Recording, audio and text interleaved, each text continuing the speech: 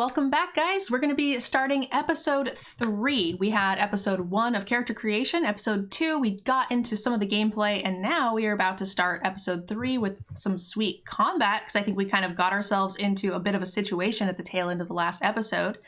Before jumping in, we just want to thank Cool Stuff for sponsoring these episodes. If you guys like the show, make sure you guys use the link and the Degen code for 5% off that's down below, listed in the description of the video. That tells them that we sent you and that you like the content and you think that they should definitely sponsor another 8 episodes on another plane. So we're going to go ahead. You guys already know our players. I'm going to kick it off to Mox to give us a little bit of a recap so we know where we're starting. Take it away. Great. How's it going, everybody? Welcome back to Degens and Dragons. I'm your Dungeon Master, MoxRuby, and with me, as always, are some precocious plane jumpers. Say hi, precocious plane jumpers. Hello. I'm precociously plane jumping. Great. If you guys don't remember, we have Airball, Covertgogina, Covertgoblue, and myself, Mtgnerdgirl. There's names down below, and you guys can find us on all platforms. Same for MoxRuby. That's right. When last we left our adventurers, they had been summoned to the plane of Kamigawa to handle a job, turns out, for the Wandering Emperor herself, a notorious gang leader named Grease Fang, who runs some of the Okiba gang here in Towashi, the main business and mercantile center of the Kamigawa Plain, had just been busted out of prison. And without announcing it to the public just yet, the Wanderer wanted a specialized team to perhaps see if they could chase down this nefarious Nezumi. And they were on the trail. They had visited some friends and some allies and perhaps some new acquaintances in order to try to sniff out the trail. They followed them down into the market district, the center of Towashi Square, where they followed a few members of the Okiba gang deep into enemy territory, into Motukai gang territory, and had discovered that they were using the sewers as a means of transportation and of getting around Kamigawa. They followed this pair. They also got a van. You have a van, and you also have a pet spirited companion dog named Relp, who we'll meet later. But you had followed these couple of Nezumi down into the sewers, and you discovered that they were on their way back upstream towards the Sokenzan region, full of foundries and smelters and whatnot. Here, down in the deep, dank, dark sewers, you were not alone, however, as there are many things that live underneath the streets of Kamigawa. Thousands of years of civilization have led to things making their home down here, and one such beastie is a partially androidic, partially animal, possibly partially spiritual, but definitely made of lots of teeth, lizard-like crocodile thing, and it has emerged from the water and is attempting to put a damper on your plans. So what we're going to do now, unless anyone has any questions before combat, is roll initiative. Does anyone have any questions that in the moments before we roll initiative, which will decide who goes first in combat, does anyone have any questions? I have a question. Great. Can I counter it? Can you counter the crocodile? Yes. I want to counter it while it's on the stack. Great. That's how I handle my problems. What spell are you using to do this? Oh, a paper magic one. Unfortunately, without access to 2 mana and a colorless and the spell cancel in your character's hand, you cannot counter this metallic crocodile. So we will, in fact, be rolling for initiative.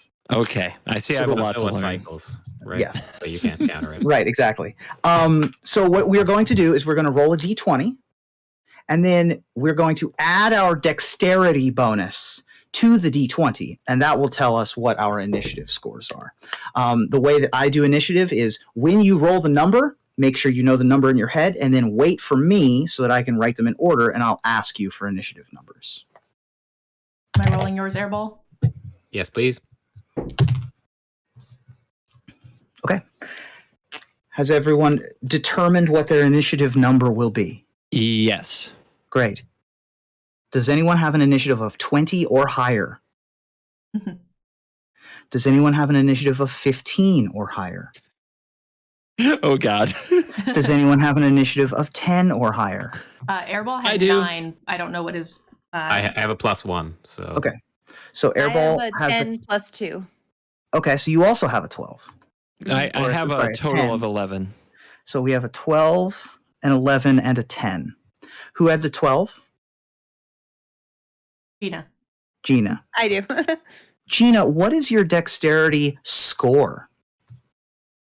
Well, my dexterity just says +2. Where Plus would 2? I Okay. find? So so your score would be like a 14 or a 15. And I'm using okay, that then to, it's a 15. great. And I'm using that to break a tie because the crocodile also rolled an initiative of 12. However, the first tiebreaker is whoever has the higher dexterity. So you'll be going before the crocodile. Ooh. Then I have Okay. someone who has an 11. CGB. That is with the dexterity score added. I rolled an 8. Okay, great. And then Airball, you had a 10. Total, yeah. And then Nerd Girl, what was yours? A 7. All right. Great. So, top of the round, going first, Gina, what would you like to do? Oh, you know what I want to do. I want to cast Animal Friendship. I want to Amazing. convince this beast I mean it no harm, and we will be friends, and maybe get information and not have to fight. Oh, okay, sure. Let me read Animal Friendship. Animal Friendship. I do know that we were in a walking order because it was kind of a tunnel. So Yes. CGB is first, and then it was Gina, and then Airball, and then I was in the back. So that's going to be Right. a little tough for me to get up there and help. My best. So it looks like this has a 30-foot range, so you're well within range. This spell lets you convince a beast that you mean it no harm. Choose a beast that you can see within range. It must see and hear you.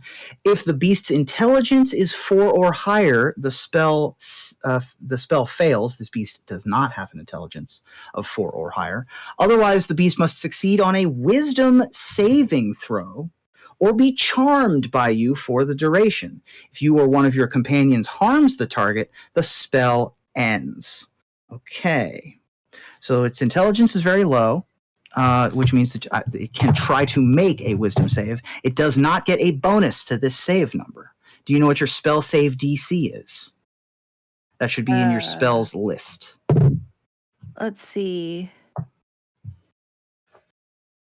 Where does it say that? So 12 for wisdom? 12. I did roll exactly a 12. Oh. So That's I rough. have saved against your spell. Oh, okay. We're not going to be friends then. That was your action. You still have a bonus action and a move action if you wish to use it. You are third in line on the side, essentially, in line behind several of your compatriots, I believe. Okay, so if we're not going to be friends, then I'm not going to try any of my other animal spells. It was a good effort. So, can my bonus action be Thorn Whip? So I believe Thorn Whip says that it is an action. Okay. I believe. You can check the spell. But if it says it's a bonus action, then you can definitely Thorn Whip. But I believe it is an action. Okay. Then I don't really have anything to do right now because I can't fight it, right? Or So you used your action. So on your next turn, Yeah. you'll have another action. But for right now, yes, you would not be able to use another spell or attack. Essentially, yeah. It looks like this is one action for Thorn Whip. one of my bonus actions could be a Daunting Roar. Okay, what does that do? A creature of my choice within 10 feet that can hear me must succeed on a wisdom saving throw or become frightened of me until my next turn. Okay, so you try to be friends. And that didn't work. No, so now I'm going to scare it. Great, I love it. What kind of save is this? A wisdom saving throw. Okay. That's 12. Right. 7. So it is frightened of you. You scared Godzilla. So Congratulations. You tried to be friends, Uh-huh. and then you got super mad. And now you are roaring at it, and it is frightened. Good. Do you have a description of what the frightened condition is? I will look it up. A frightened creature has disadvantage on ability checks and attack rolls while the source of its fear is within its line of sight, and the creature can't willingly move closer to the source of its fear. All right, so I set you guys up.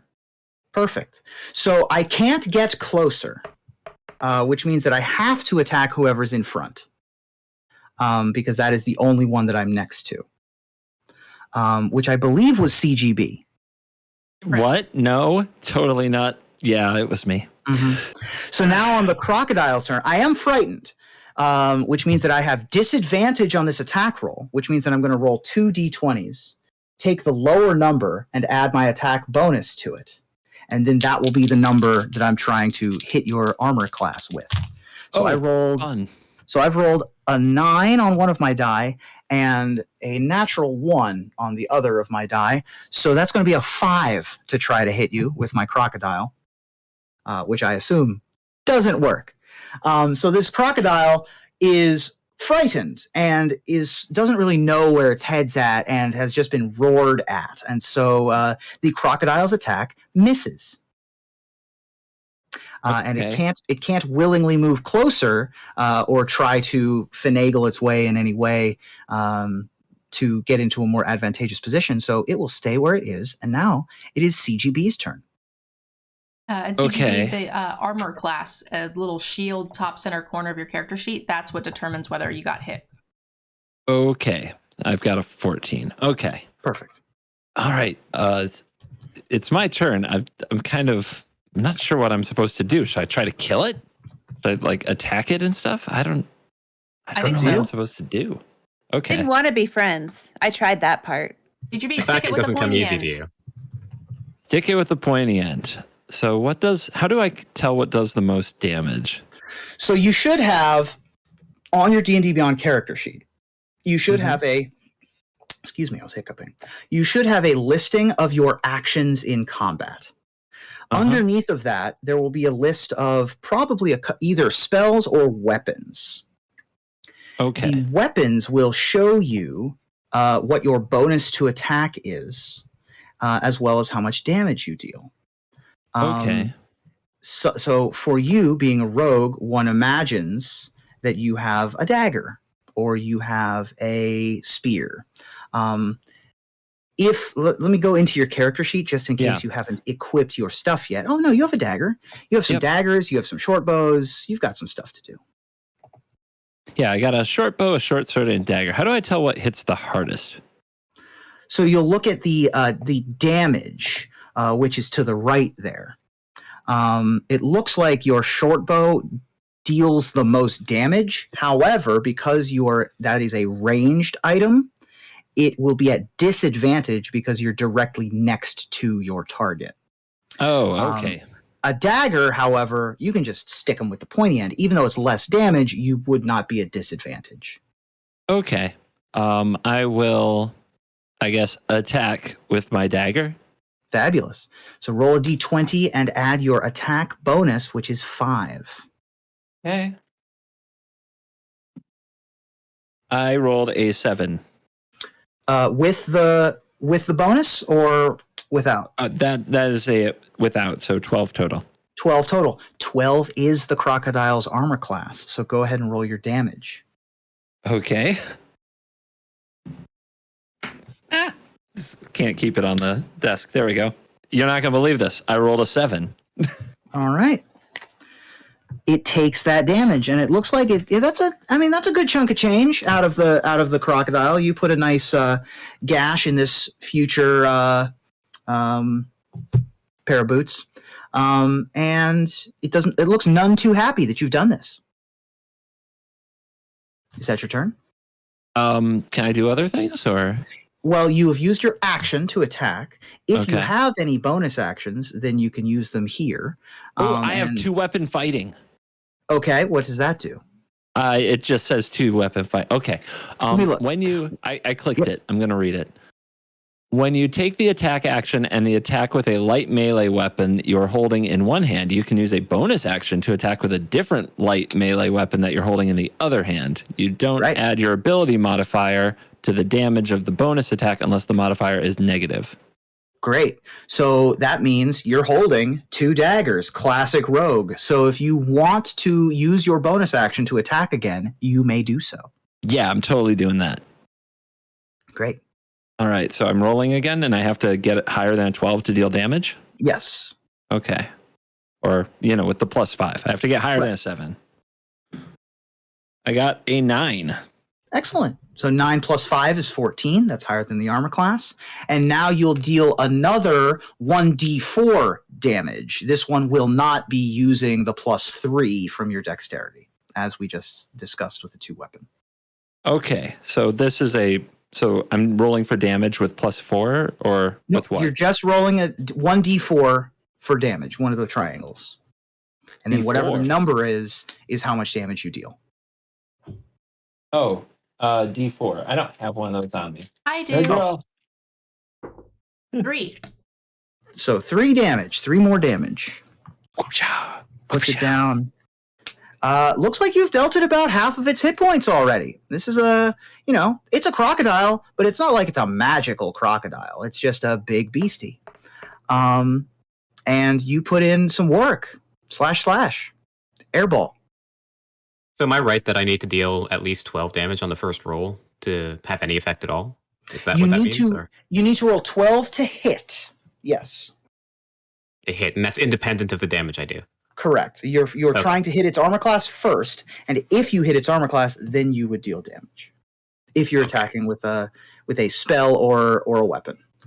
All right, let's fire our crossbow lasers at them. Great. I roll a d8 and I get +1 to that. You roll a d20. That would be the damage. You roll a d20 first. Yes, that's right. And then add your attack bonus, which is presumably something like 5 or 6. Oh, so we roll the d20 first, so you got a 9.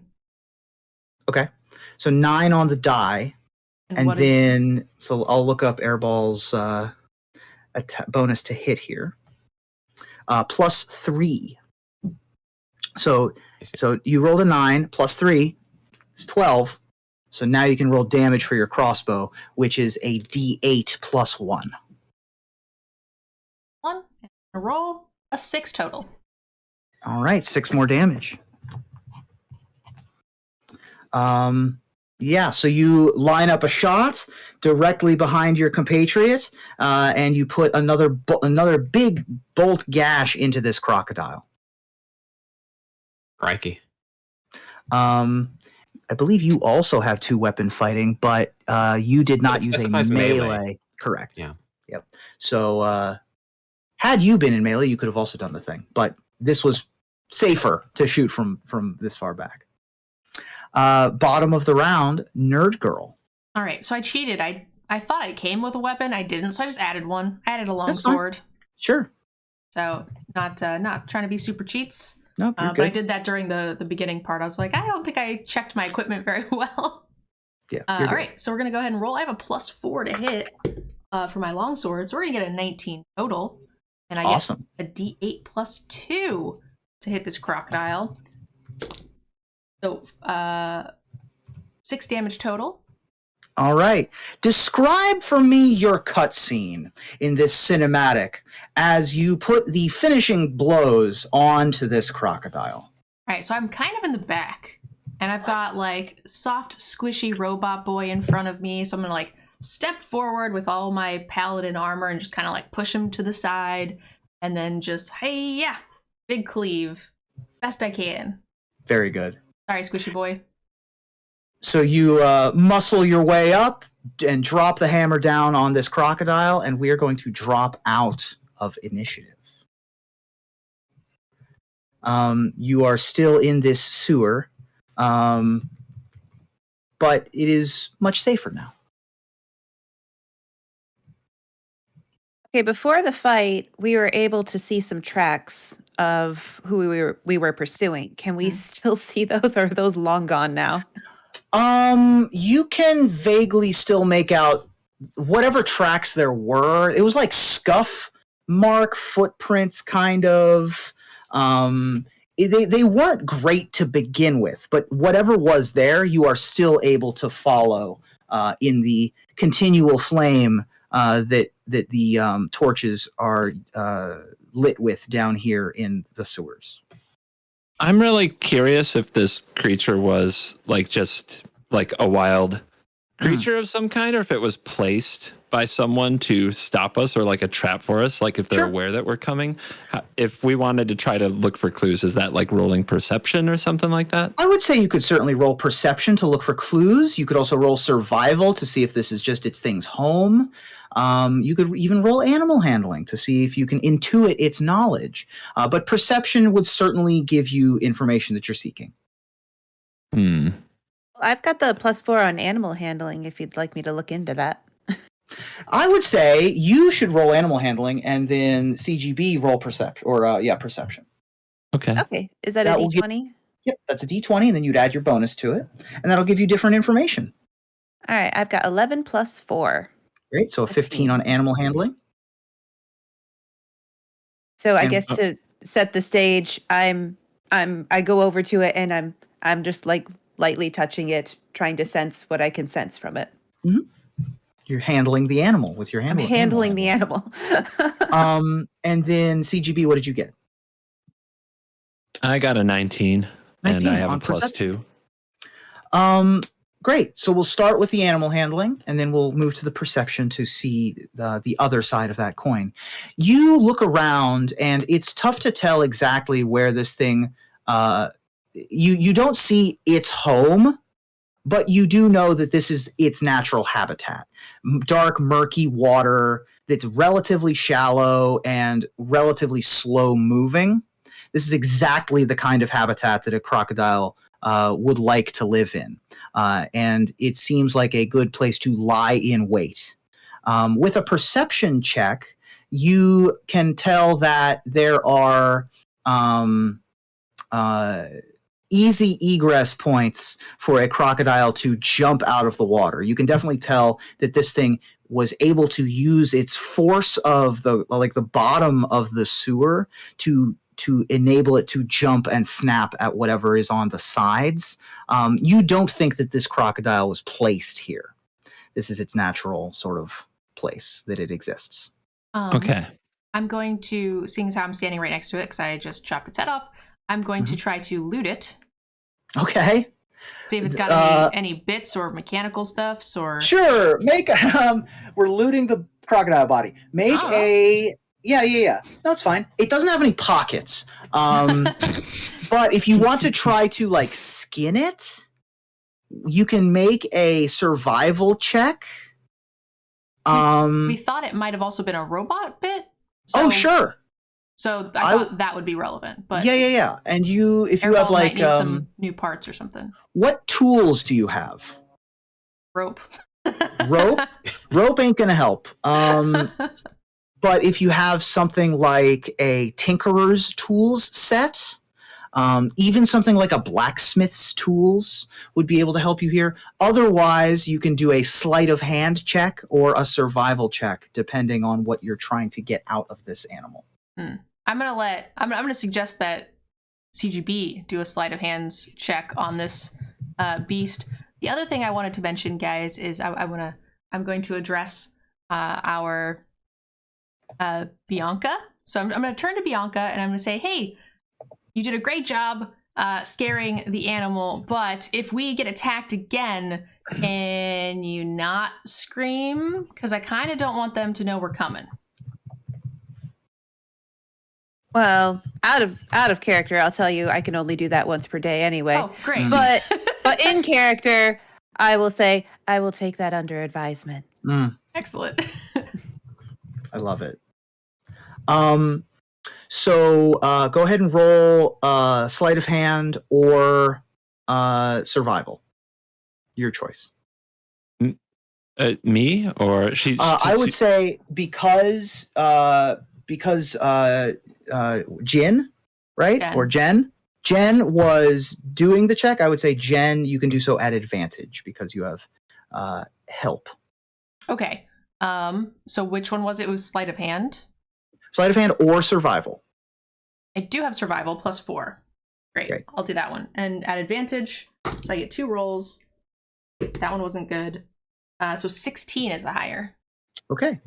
How much time are you trying to spend here doing this?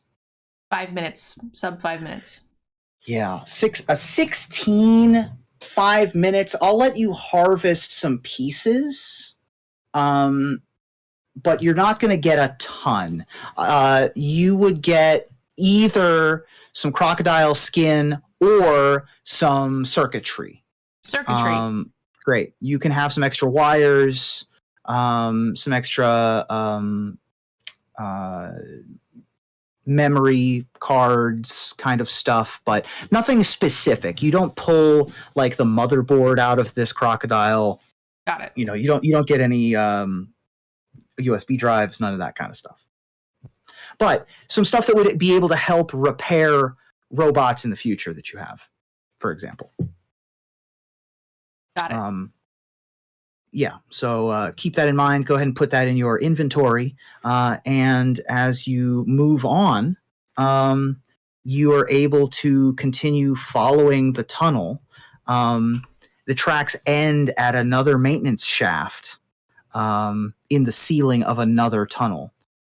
This maintenance shaft has a cord that dangles down from the shaft. So there's a cord that leads up to another hole in the ceiling, basically. Okay. I have a +5 on what I'm guessing is acrobatics, but might be athletics. But I guess we're trying to figure out who should climb this cord. Sounds like a rogue's job to me. Everything sounds like a In rogue's case job we to need you. them, just so everybody knows, Right. I've added animal bits to my inventory. Perfect. Animal Can we bits. check and make sure that we're not going to pull something down on top of us? Sure. Make an intelligence check. Okay. Nerdgirl, can you roll for me? Yep. 8. I get a +4 to this, so 12. So 12? Yeah. Looks like this cord would release one of those rolled up ladders. From your angle, you cannot tell if it's trapped or anything. But it looks like this ripcord would just release a ladder. Yoink the cord. Great. It does that. There's no trap. Yay! So you have a folding ladder that can be easily climbed. You can look up the shaft, and it's not as high as the previous one. I wouldn't say that it goes 50 feet.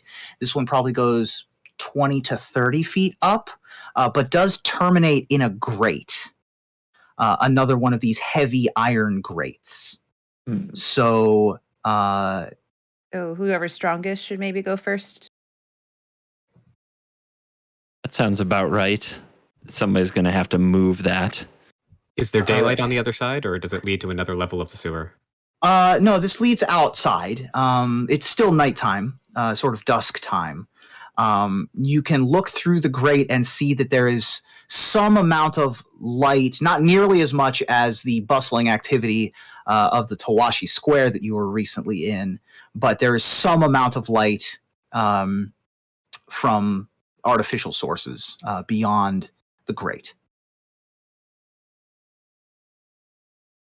All right, I nominate somebody tough to go up there and open the grate. I will happily go first, but do we know if this is like a dead end situation? Like, do we know that they went out this direction, or? There is no other way that they could have gone out that you saw.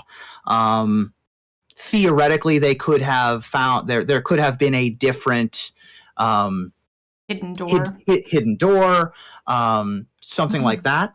Okay. But based on your tracking, this is the only exit. All right. So does it look like the ladder has any way to be pulled back up from their side? Because if it was up, that makes me think that they didn't take this path. Yes. So they basically, when you get up the rope ladder, you can sort of retract the folding ladder. Okay, then I'll go ahead and go up from first. the top. Okay. It probably have the highest strength. So when you get to the top, you are the only one that's able to make a check here. Mhm. So I need a strength or athletics check to try to shove this grate. My athletics is higher than my general strength, so we'll do athletics. There you go. 18.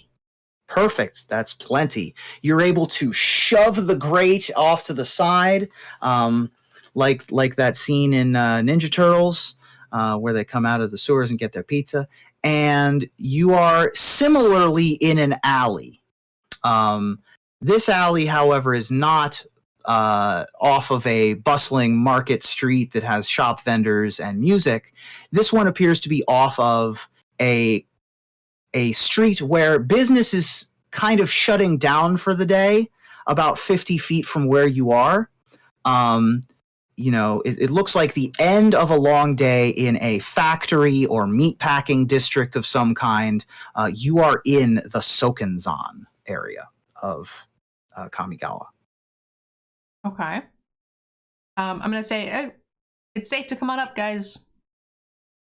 After you. Okay, I'll go. And then I'll follow. Great. And so will I. You are able to emerge from the grate, and you are now in an alley. As you look out the exit of the alley, you can see people with lunch pails headed home, getting on buses and public transportation. Of course, the occasional spectral koi fish is also common here. But it is very clearly the time to go home period of the day. The late shift is sort of shifting out. All right. Do I see anything that looks like it's more likely to have some sort of, gang affiliation? Like people with the jackets or the badges or patches, whatever. Sure. Go ahead and make a perception check. You're looking at people specifically, yeah? Yeah. Cool. Because that's Make a how perception. we saw people with the Okiba shirt underneath. So that's Right. what we're looking for. My perception is garbage, so 6. 6. You do not see anyone that sticks out to you with the telltale neon pink rat insignia of the Okiba gang. Is there snow on the ground? Would you like for there to be? I'm just looking at the wiki, and it shows that the Sokenzan's in the mountains, and I see a lot of snow. And I was going to look for tracks in the snow. Oh, excellent. Yes, there is snow on the ground, we'll say. It is that kind of muddy, brown, melted snow where a lot of traffic is, like New York City snow. You know what I'm talking about? Yeah. Take it back. Like black ice is happening. Go ahead and make a survival check to look for tracks in the gross sludge snow. I rolled a 9 and I have +4 survival, so 13. Great.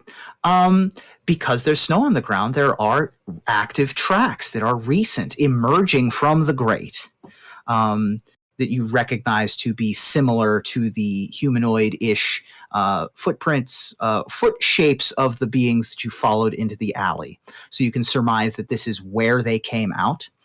You can follow the footprints out of the alley and into the main, we'll call it the main road area. This is sort of a warehouse district.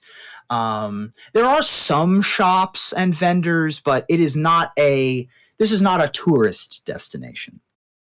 Hey, Jen, I think your friends went that way. Go, CGB, you saved the day. Do I have any knowledge of the region that lets me know any landmarks in that direction or stuff we should know about? Yeah, I mean, the Sokenzan is not it's a rough and tumble district.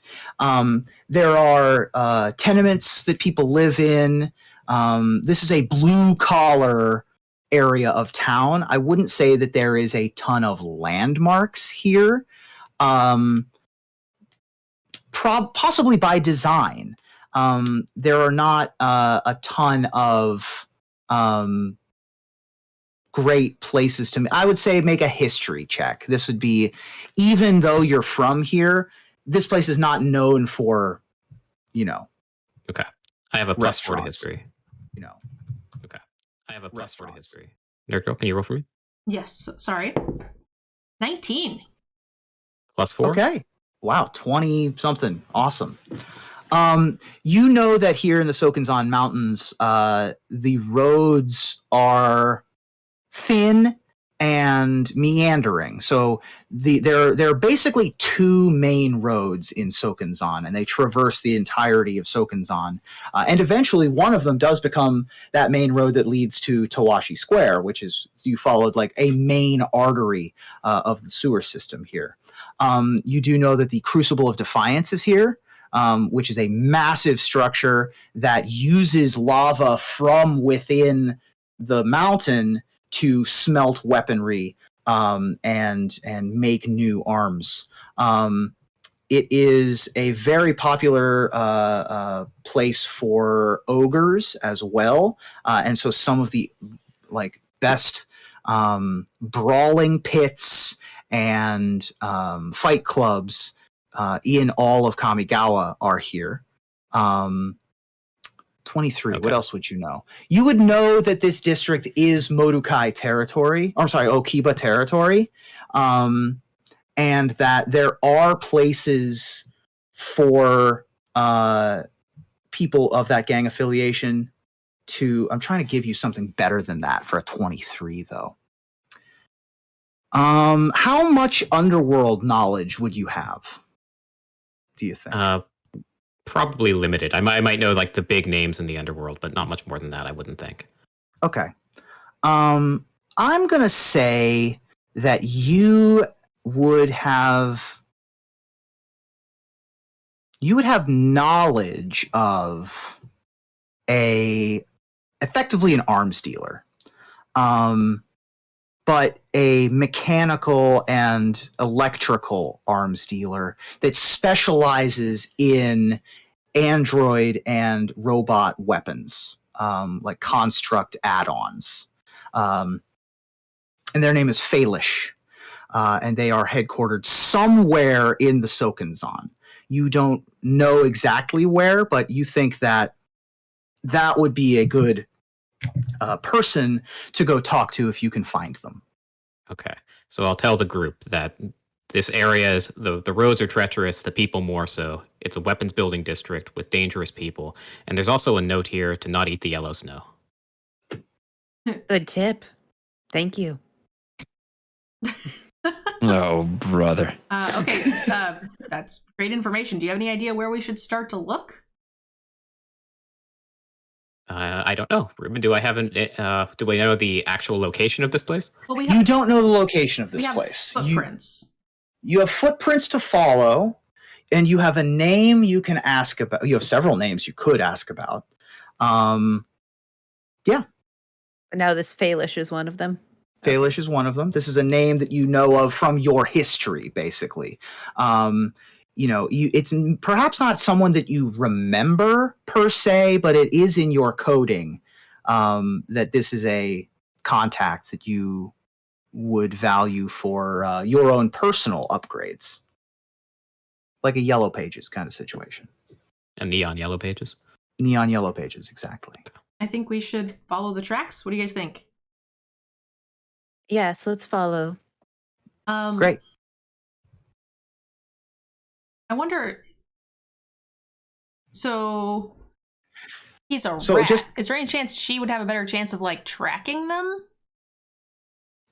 I've considered the smell test, but I didn't know if this area would be overly saturated with the smell and make it difficult to find.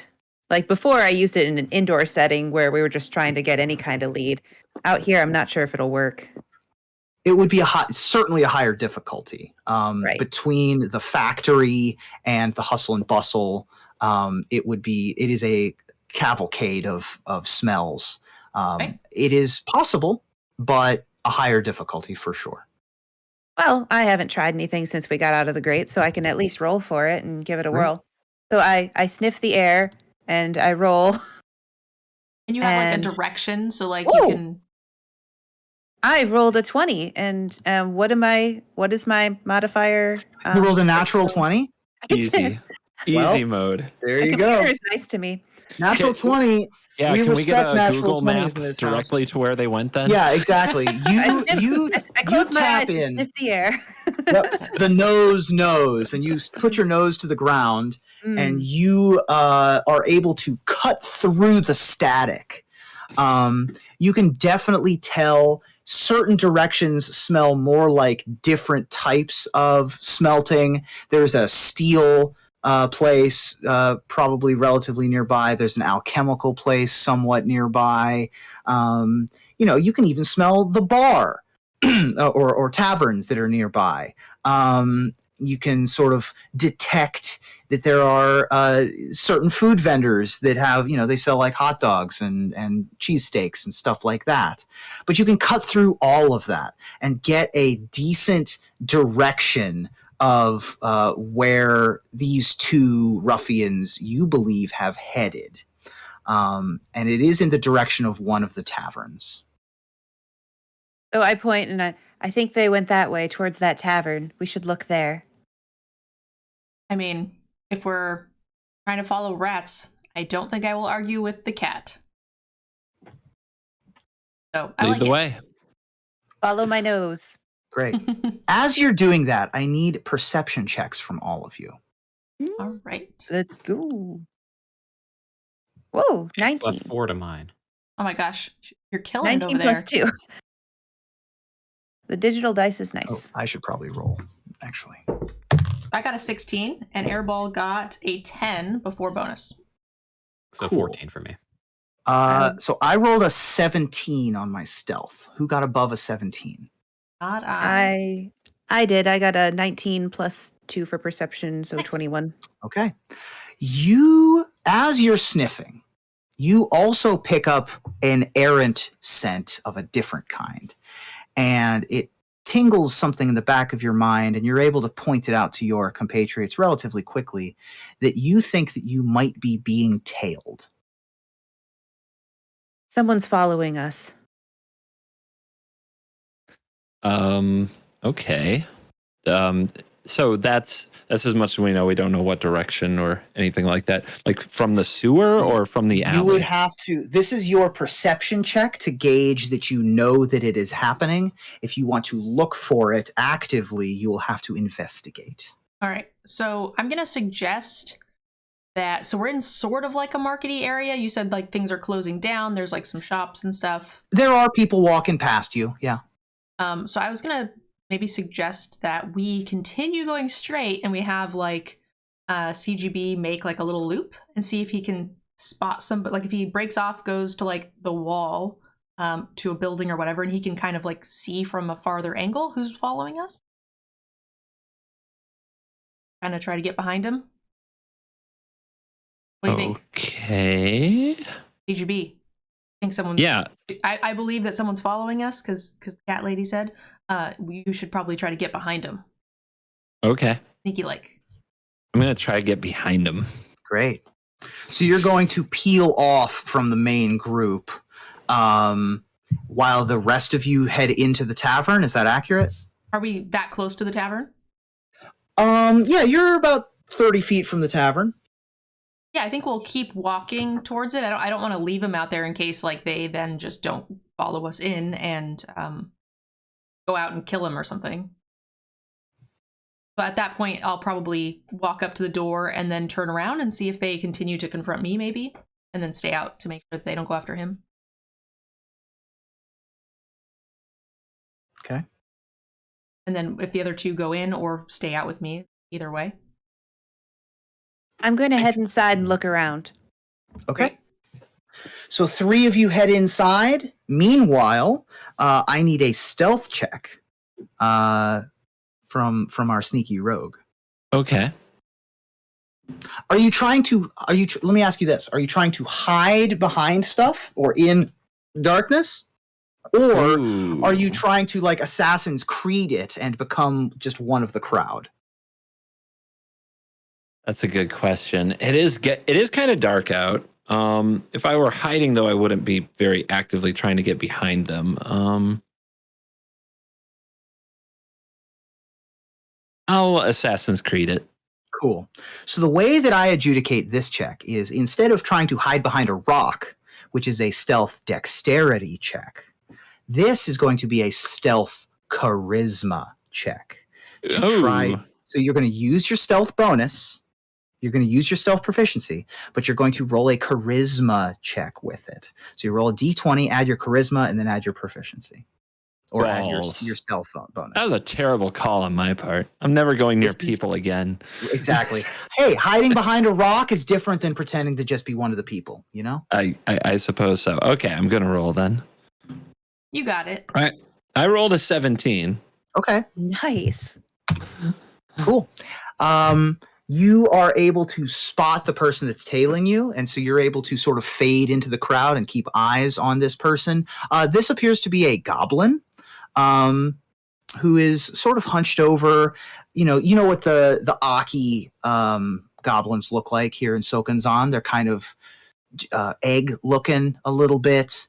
And that appears to be what has been tailing you. They're trying to stay clandestine, kind of across the street, but they see the three of you. Well, they think they see the four of you walk into this bar, but you are easily able to pick this guy out and sneak up behind him. Okay. And we'll cut to that scene, and you can decide what you want to do after we do the bar. You walk into a bar. Beautiful. This is a dive bar. This place is kind of, we're in a tough district. You know what I mean? So you walk into what looks like, a union bar. There's, there's a bunch of pins on the walls. The lighting is, real lanterns, not continual flame spells. There's a dankness to this place. Like, it's been here a while. You can see a couple people who are in the bar. It's pretty rough and rowdy in here, but for the most part, people are keeping to themselves. And behind the bar, you see a massive hulking ogre person and wiping down the bar. And he looks over and says, "Hey, what can I get you?" Just to be clear, you two went in. I did not. Oh, okay. You're staying outside? My plan was to get to the door, continue the 30 feet, and then turn around to not leave CGB by himself. Got it. So then if the guy comes to confront me or follow us, then CGB would be basically flanking him. Cool. So that leaves me and Gina to deal with the barkeeper. Mm-hmm. Yep. Yeah. I saunter over and I ask, what are your drink specials? Well, we have ale. We've got stronger stuff. Are you looking for alcohol, or do you want, whatever? I will take a cup of your finest Pennzoil. Pennzoil. All right, we got that on tap. Of course you do. Yeah. Into the foundry. We got our sponsorship. And you, little lady? I like your ears. It's good ears. Thank you. I'm actually thirsting for something else. Hold on. We need to have a conversation before we talk about. Listen, I get off in a few minutes, but we need to talk about that first. In what sense of the word? Oh, good question. Actually, well, that depends on this conversation, I suppose. I was just wondering, do you know the name Falish?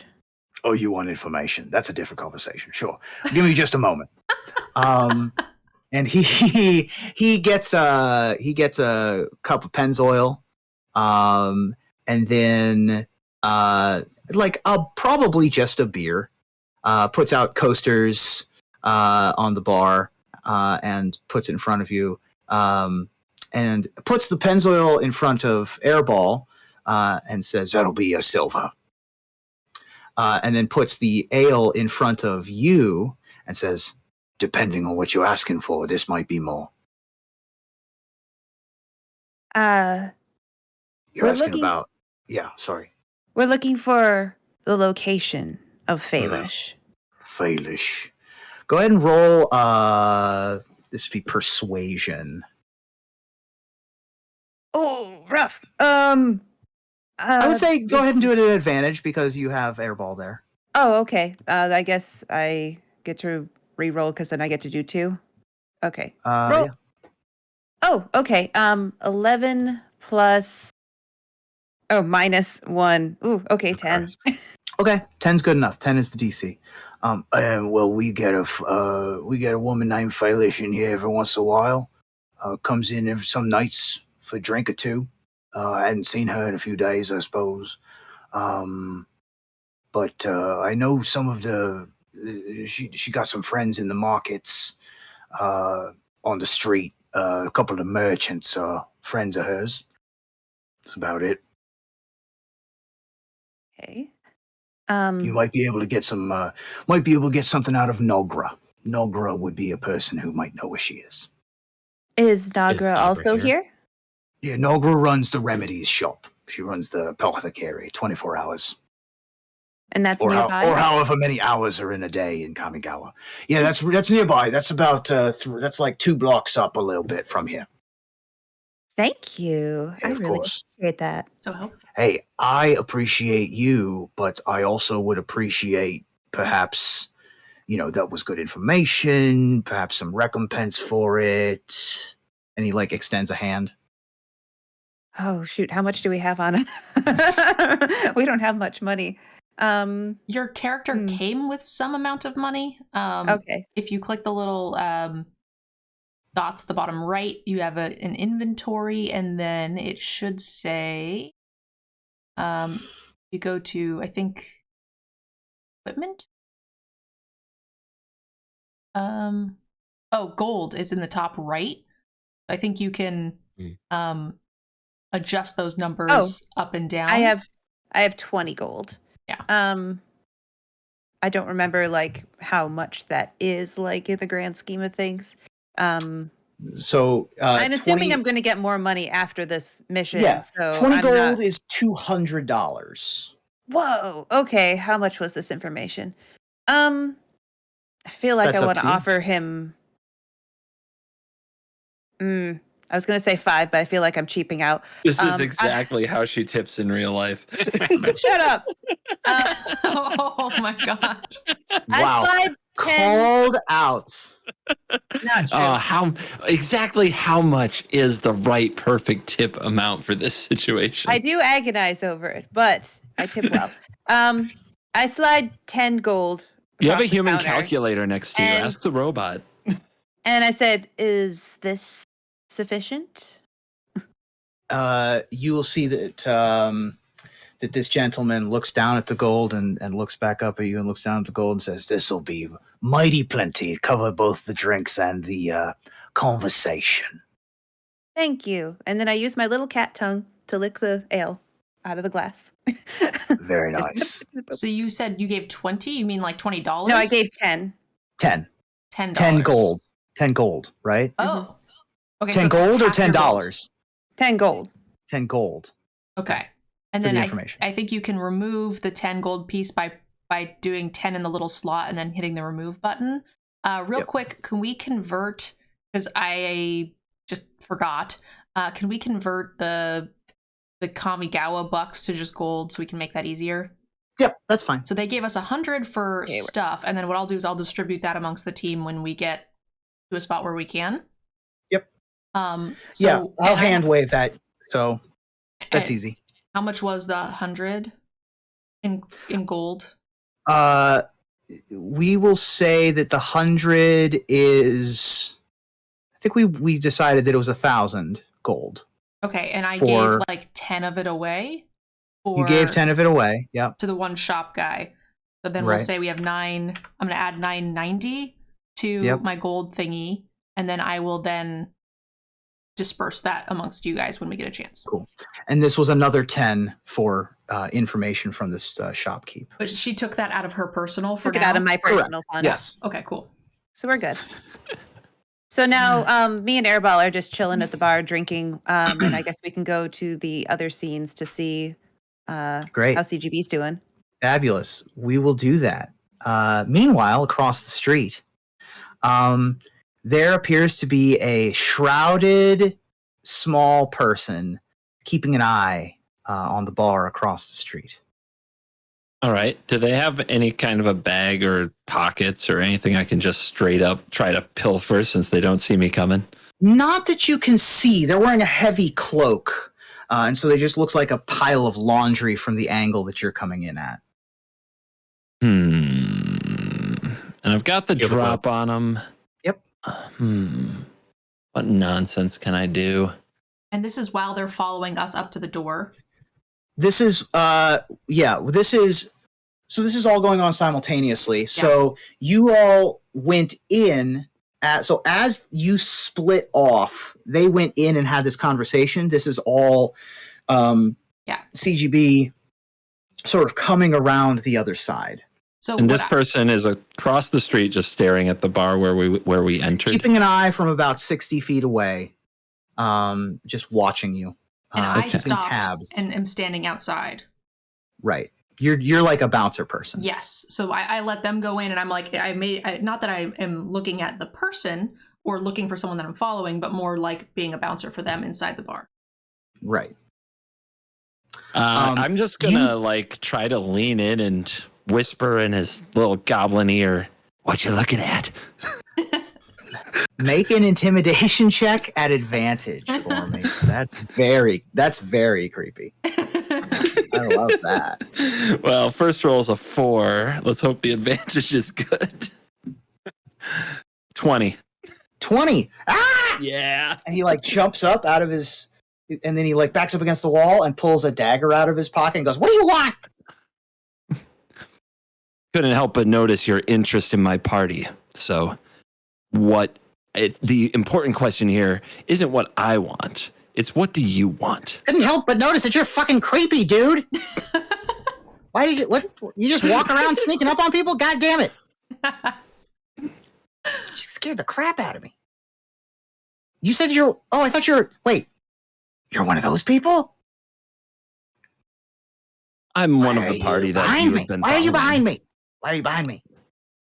Because I'm better at this than you are. I'm a lot better at this than you are. Maybe. You might be. What do you want? I want to know why you're following us. I want to know why you're interested in what we're doing here. I don't want to tell you. So there. Can I kind of beckon for my paladin friend to come over to start walking this way?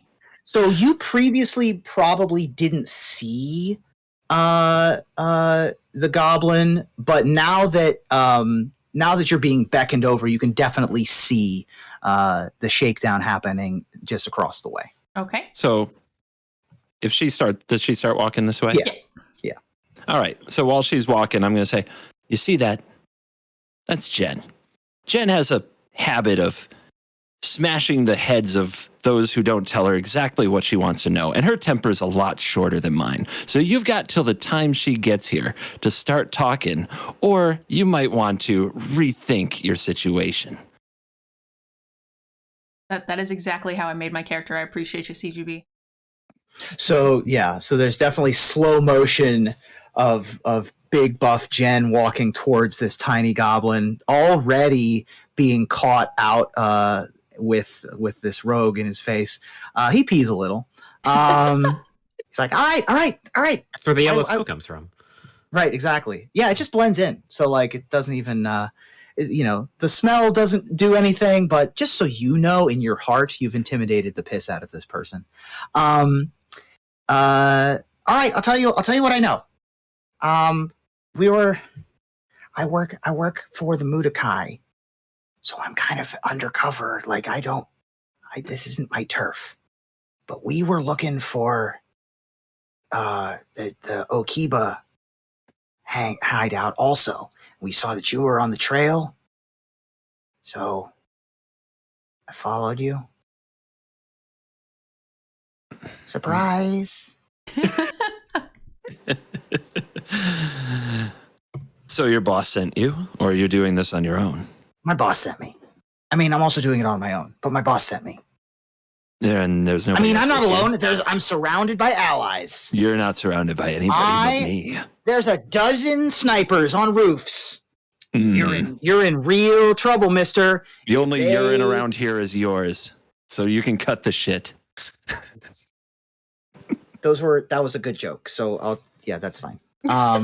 Sure. Yeah. Listen, I don't want no trouble with you. You're not who I'm after. I'm just trying to get some information back. All right. Jen rolling up about now. Yep. Yeah. Seems You're so. up for sure. Okay. I'm gonna give her the quick billing. Hey, big lady. Big lady. We're friends. We're just 3 friends. So what have you found out so far? This little bugger is from another gang, and he's following us because his boss doesn't know how to find Greasefang himself. See. Right. Well, I followed you you guys went into the sewer, and then I followed you through the sewer. See. And you guys' passive perception wasn't high enough to catch him. And who's your boss? Why should I tell you that? I'm not going to tell you that. You should tell her because your head will never be the same if you don't. Ooh, make another intimidate check at advantage. Me or both? Or Either. Well, actually, both of you roll intimidation at regular. Okay. Can I use persuasion? Yeah, that's fine. So you're trying to be intimidating, but Jen, you're not trying to be intimidating. You just are. So if you're trying to be friendly, than Varian. Well, part of my persuasion tactics is threat of harm. Right. That's called intimidation. Yeah. Persuasion through threat is intimidation, right? Yes. I'm pretty sure. I mean, okay. So you want to roll persuasion. Tell me how you're persuading. Oh, okay, you can convince him. Yes. Give me a convincing argument. You should probably tell us who sent you. Otherwise, we will have no use for you. And we can't have you interfering with our investigation. So we should probably work this out now. Okay. Yeah. Roll persuasion, and then Varian roll intimidation. Oh, never mind. I rolled a 1. Okay. I rolled a 13. 13.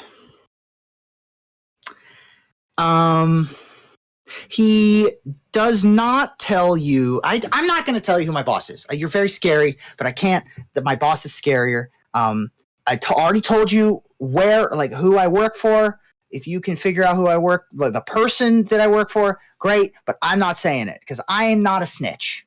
So, because I've heard that snitches get stitches, and I'm not a snitch, so I haven't had any stitches. So, that's me. That's what I'm again? doing. Starts with an M. What he said. Mudakai. He's from the Mudakai gang. I did get that from him. Okay. And you have heard some names of leaders within the Mudakai gang. So I'm going to attempt to grab him You do see that he is wearing the toad insignia on his lapel. When he was like, "Hey, I'm with the Mudakai," he opened his jacket and there was a little toad. His boss makes 3 3s that can fly. Mm-hmm. Oh no! It's Tatsunari. Tatsunari. Yep. All right, I'm going to attempt to try to grab him by the back of his cloak, and I'm going to drag him back towards the grate if I can get him. What? Let go of me! You stupid! I'm not going to say that word. Go ahead and roll a grapple attack. So you're going to roll an attack roll, and I'm going to roll a dexterity save to not get grappled. Okay. And I rolled a 13. 13? I don't have 12. grapple on this list. What? So you're just rolling an attack roll. You're going to roll a d20, add your strength, and add your proficiency. So whatever your strength score is, and then 2 on top of that. Action attack roll. All right, so I rolled a 12 plus proficiency is 2, and then you Yep. said plus what? Plus your strength score. So plus 3, probably, maybe 2. 2. So I Okay. rolled a 16. Great, that's higher than I rolled. You're able to pick this goblin up by the scruff of his neck, and his feet dangle in the air. He says, "Hey, unhand me! This is not great. I don't love this. This Nope. is how I feel like we're not friends. We This is can't not- have you you're getting not in the friends. way, and you're not giving us the information we want, so I gave you information. not enough. Listen, I have a job to do. I'm not getting in your way. Come on, Um, man. Nope. The thing that I'm having trouble with is there a use for this creature? I can't have him getting in the way, so I'm planning on tying him up and putting him where we can find him later in the grate thingy that we came out of. Well, we'll just tie him up and put him there for now. Hey, goblin cloaked creature thing who Yeah. wet themselves. What's your name? I'm Benji. Benji. So, what do you think of the idea of getting tied up and just hung upside down until God knows when we get around to coming back for you? I hate it. That sounds Oh, no. awful. Okay. We were going to go back for him? Right. That's what I'm getting at here. So, if we So were to this- not do that, Yeah. could you be useful? Do you have any particular set of skills or purpose on this earth besides just watching us and letting us do all the work of finding the Akiba gang leader for your boss? I mean, I crochet. All right, tie him up. Hey, wait, no, hold on. Come on, man. Come on. That's not cool. Not cool. Also, this is not my territory. If I get found wearing this on my lapel, they're going to murder me. Just let me go. Just let me go. Hmm. Just let me go. I Okay. thought of a use for him. Uh, He's a distraction. Yeah. Also, if you knew you were going to go into enemy territory to try to find stuff and you didn't want to get caught with that, you probably should have taken it off. You know, you're probably right. So I didn't do a lot of preparation with my items for my inventory. However, I did make sure to grab 50 feet of rope. So here we are. Okay. I'm going to take that out and attempt to start tying him up. Hands, feet, all the bits. We're going to tie him to something inside the grate. Great. So you're hanging him inside of the grate, Mhm. in the sewer on... Okay, cool. Easy enough. You did it. We can't have him getting in the way. Once we're done here, maybe we'll come back. Maybe we won't.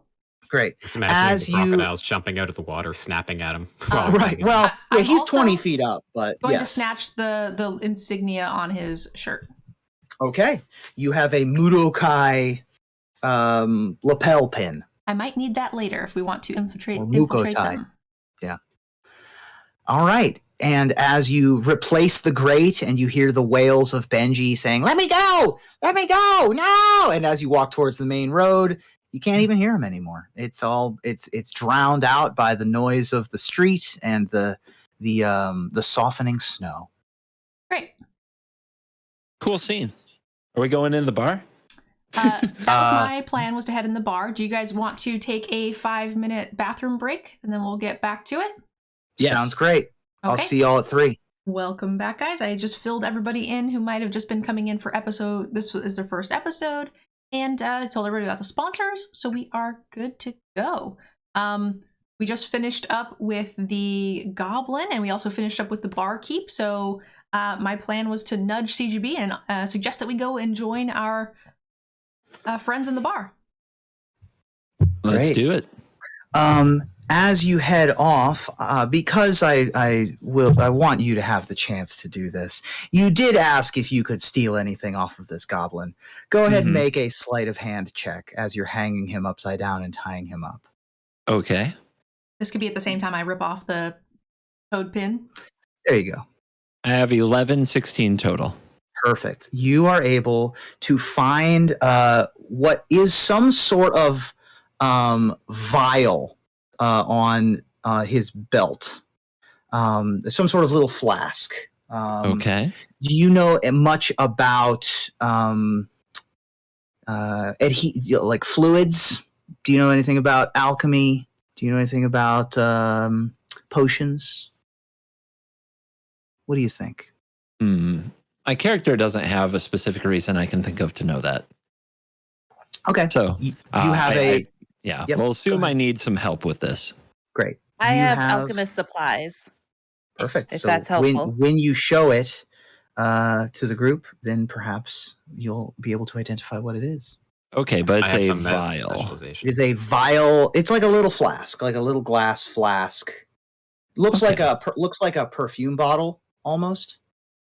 Okay. But it's like stoppered. It doesn't have like a spritzer. Okay. Let's see. I'm trying to figure out how to add custom items, but I will tell you what it is out of character.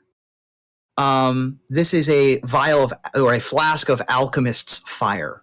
Ooh, fancy. So that is what it is, but I will tell you what that means when you talk about it with other people who might know what that is. Okay. So you're able to sorry? I'm trying to figure out how to add things to stuff. Sorry. If you go, go ahead. So you can go to the little dots at the bottom right, and you go to inventory, and then there's the manage inventory option, and you can add custom item. Oh, okay.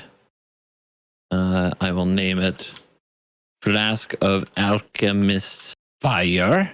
Perfect. And it will be a vial I stole from Cowardly Goblin.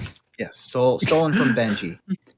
And that is an item that you can add to your inventory through the inventory screen as well. It has specific things that you can do. Basically, it's a bottle of napalm. Ooh, okay. I mean, it's going to deal some damage, but it is, it's sticky fluid that ignites in the air. All right, cool. All right. And that's what Alchemist's Fire is. So you're allowed to reconvene the four of you. All right. Well, we still believe that the people that we were initially tailing went into this bar from the kind of perception checks. Did we really look around? Did we search the bar for those people or people like those people? I think they asked for a specific person, which I was going to ask. I think I might have missed it. How did you guys get that name anyway? This is a name from Airball's hard drive. Okay. The footprints do lead here. Of the pair that you were following, the footprints do lead here, but it is a bustling bar. There is no more trail to find of those footprints. Okay. There was also another name that the barkeeper gave us. Apparently, someone who works 2 blocks away ish. Yes. Nogra. The same person, or was that a different? Yeah. No, Nogra is. You are looking for Faelish. Yeah. Faelish, perhaps, doesn't have a public-facing business front. Perhaps doesn't want to be seen as much, but does come to the bar occasionally. They also have a friend. Their friend is named Nogra. Nogra runs an alchemist's supply shop and an apothecary nearby, and that was the name you were given. Okay. So I'm going to should we all get together and talk about this? Yep. Okay. So we nudge CGB to head into the bar, and as soon as I spot the two of you guys haven't left anywhere, I'm going to try to go up and tell you that we took care of the goblin and what that entails. Great. Hey guys. We did get some information. There's an alchemist supply shop 2 blocks away, and we might be able to get some more information there. Interesting. An alchemist supply shop. We did just find an unknown vial too, so that might be helpful. We took care of the person that was following us. It was a little goblin that claims to have been from the enemy gang, Code Gang, whatever their name is. So did you guys happen to spot the people wearing the Okipa gear here at all? Did you guys manage to look around for them? We didn't spot anyone. Okay. I'm going to immediately kind of like poke around. I suck at it, but I'm going to try. If they're like sitting at a table or something. Yeah. Investigation or perception. All right. My perception is garbage, 0. But we're going to go ahead and roll 13. Okay. 13. Looking around the bar, no one in the bar has any obvious gang affiliation. Someone is passed out at the end of the bar. there appear to be a couple of spirit people who are like pouring like liquids into themselves, but then collecting it in their stomach. Uh-oh. He potatoed. Oh, and he's Probably gone. for the best. That was kind of gross anyway. Yeah, it was getting really nasty. Yeah, I was okay with not hearing more about that description. When he comes back, it's probably time to head to the other place. He's trying to gross us out of the bar. So yeah, sometimes my Discord crashes. Welcome back. Sorry. So yeah, like we're Thank gonna you. go. We're gonna Yeah. leave the bar So and you not see hear it- about this. Oh, you don't want to hear about the No, spirits that are no, having no, drinking no. We're games? good. This No, is fine. so the ghosts are doing shots, and you can Okay. see the liquid collect in another shot glass, and then they're just doing shots over and over again, and they're having a grand old time. So that's a really cheap way. fulfilling for them. That's relaxing for them. That's a good night out. Mm. And you do not see anyone who strikes you as gang material. These appear to be workers after work, kind of folks. Okay. What do you guys think we should do next? Should we try to get into the back room and see if this is like a front for the Okiba gang? I think we should go investigate what the name that our cat friend found out. You paid good money. Did you say you did like 10 gold for this? It should be good. All right. It seems like a worthy lead.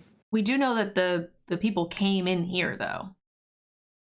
Before we go to the apothecary, do you want me, CGB, to take a look at that file? Because I have some medicine experience. I might be able to figure out what it is. Might be relevant Sounds before we fun. go to a pharmacy. I also have alchemist supplies if we need to do anything with it. I was just gonna walk into the alchemy place and throw it on the ground as hard as I could. But okay, you can have a look. Well, I hear Oh, things in that alchemy store can be expensive. So we Yeah, wanna know all what right. we have. Check out this thing this goblin had that was following us. He says all he was doing was trying to figure out where the Okiba gang was, but this is all he had on him.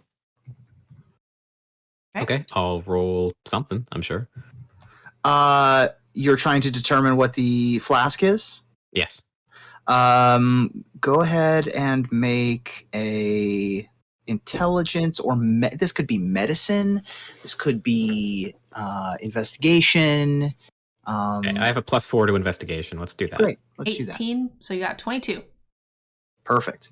This is Alchemist's Fire. The effect of which is that you can use an action to throw it up to 20 feet away, shattering on impact against a creature or object. And on a hit, the target takes a d4 of fire damage at the start of each of its turns. Nice. Until the creature uses an action to make a dexterity check to extinguish it. So this is meant to kind of be single target. This isn't Yes. like it would burn down the whole bar or Correct. the whole. It's a little headquarters. vial. It's a little, it's Okay. not much. It's So not this person wasn't sent in like a suicide bomber. This is just a No. little.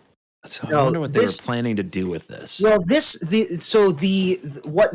Benji was going to do if you didn't get the drop on him was throw this at you and run away. Beautiful. Like that is all this is like glorified smoke bomb. Okay, cool. But a little more chaotic. I might still go throw it on the floor in the place. Let's go find out. Sure. Okay. So you're able to follow the directions and find Nogra's place. And it looks open-ish. I mean, it's tough to tell, right? This is the kind of place that it could be open, it could be closed, it could never close, it could never be open. There is light coming from inside, from beyond curtains. There are like bars on the outside of the windows. There's a hanging sign that says Nogra's Apothecary that's made out of wood and appears to have like a cauldron and some bubbling stuff coming out of it. And you do find that location. Okay. I'm gonna let them take the lead. Gina and Airball, we're the ones that received the information, so I think that they'll have the best line of questioning. I'm just gonna kind of hang out when we walk in by the door.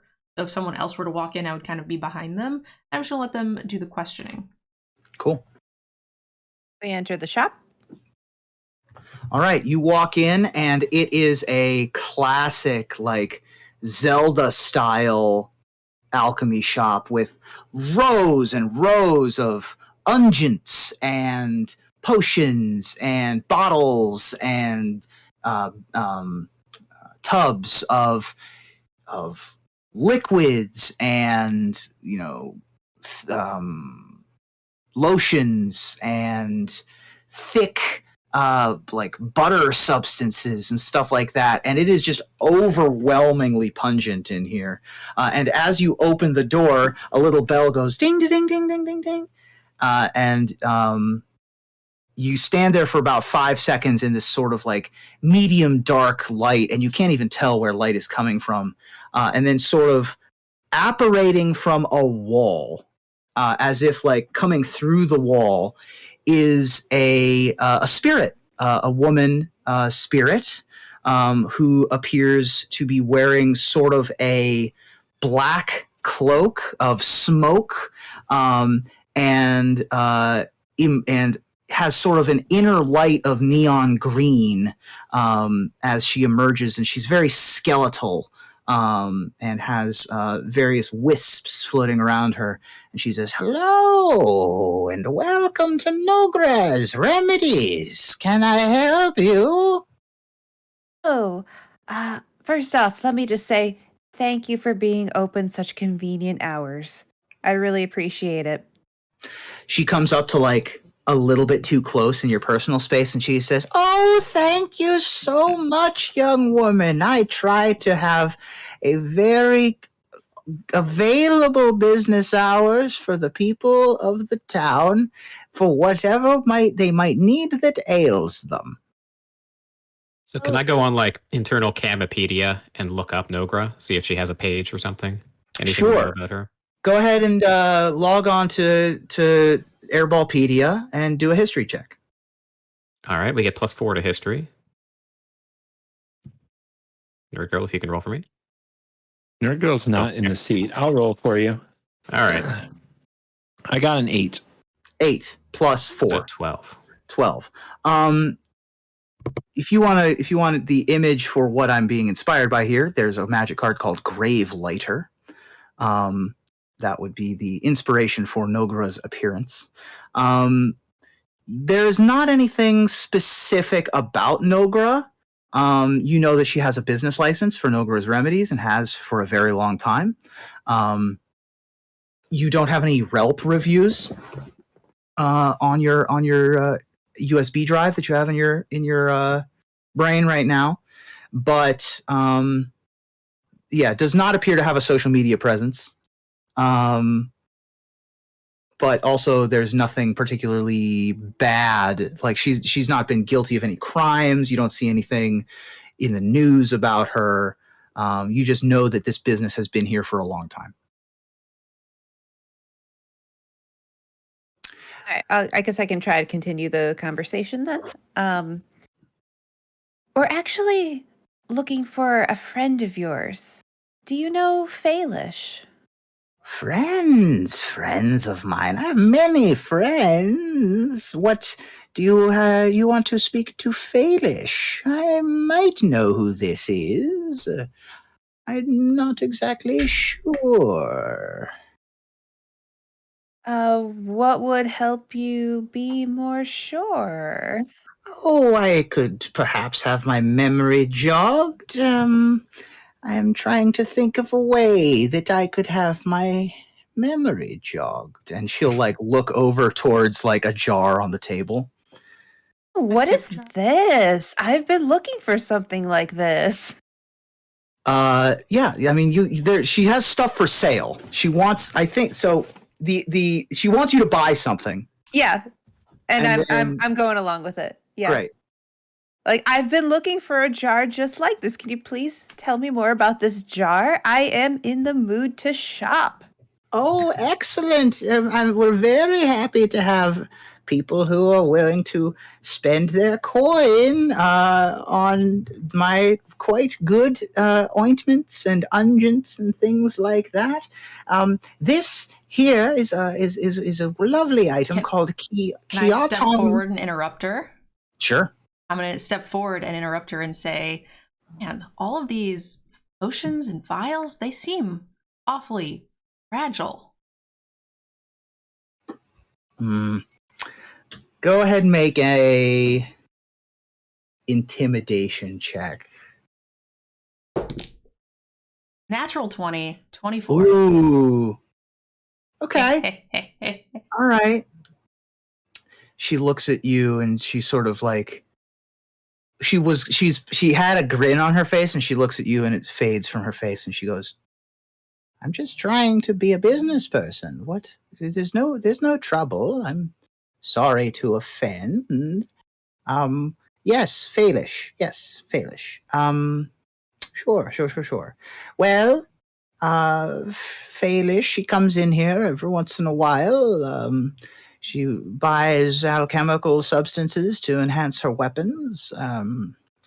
And occasionally she'll come from her place of business to talk shop. And occasionally, I mean, I've gone to her house for tea a couple of times, but it is not, it's not a common occurrence. I don't want any trouble. I'm sorry to have offended. So where is the business and the house that you had tea at?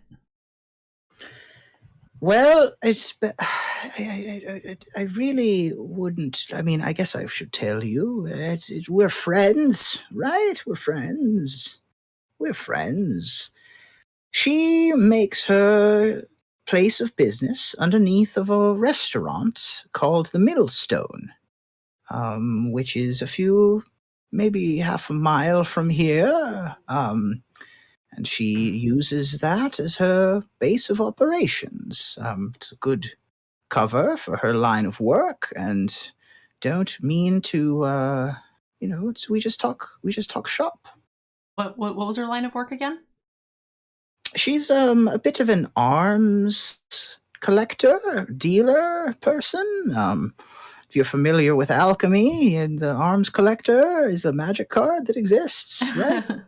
I don't know, I'm trying to make something happen here. She's a bit of she handles weapons and specialty goods of various kinds. Will you be meeting this woman for tea anytime soon? I don't have any current plans to see her, but she's busy. I've heard that she is busier as of late, particularly with recent events that have come past my ears. She may have had some more jobs that she needed to get done. We are concerned about your friend. We are really concerned about her safety. Is it possible that she's been working with one of the local gangs?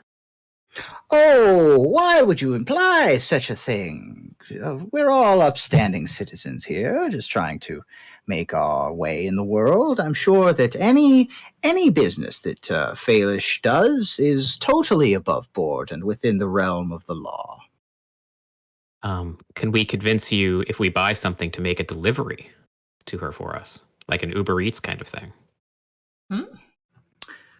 We could try something like that, if you're interested in some of my wares. I have this magical tinkering spell, so I want to buy something for her and get it to emit an odor later, an odor that the cat will be able to pick up, but no one else will notice. Great, definitely can do that. Yes, of course. We can make some sort of arrangement. And she's still looking very sideways at Jen, very clearly shaken by this work. Yes, by this big paladin. And she is willing to, like, I can give you directions to the Millstone. She has her the entrance to her place of business is, of course, out round the back, hidden well, but you should be able to, if a brief search, be able to identify how to get down there. I'm sure she has security in place, so be careful. But if there's any, if you need this person, if you need Faelish, then that's where she'll be. Yeah. Especially if she's working on some new clientele. She did tell us where it was, so I don't know if the smelling bits is super. I'm hoping we can catch her when she goes away from her guards or something. Like she takes a trip to the washroom, and we know that because she's got this thing on her. What would we give her that she would then carry with her at all times?